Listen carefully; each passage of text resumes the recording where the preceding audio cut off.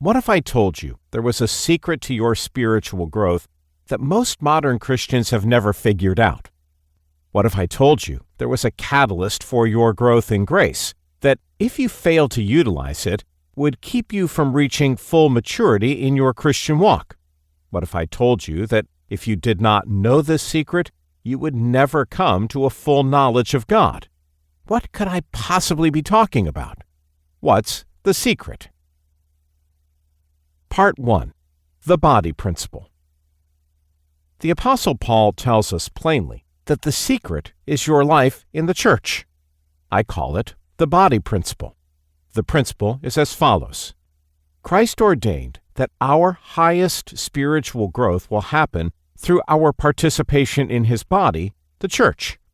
There is no Lone Ranger Christianity. There are no isolated spiritual giants. There are no spiritually mature hermits living in caves. Redwood trees are found growing together, making up a great sequoia forest. So it is with giant Christians. Giant Christians grow in community with other giants. Christ established that His discipleship hub would be the church. He constructs His spiritual giants together through the life of the church.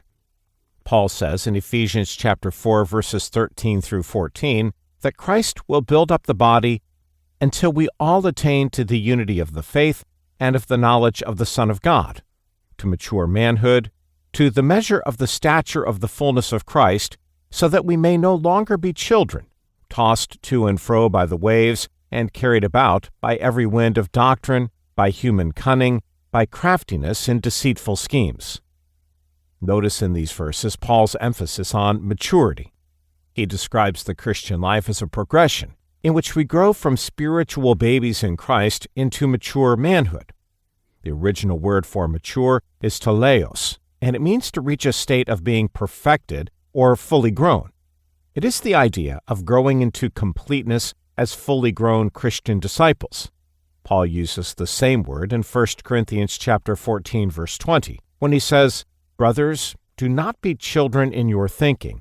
Be infants in evil, but in your thinking be mature." Also notice in Ephesians chapter 4, verse 13, how this process takes place.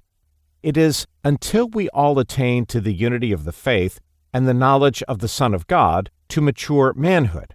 The entire body engages in this process of Christian growth together until we all attain maturity. It is God's design that spiritual maturity comes through life in the church. Or, to state it negatively, you will never reach your full growth that God designs for your life outside of the church.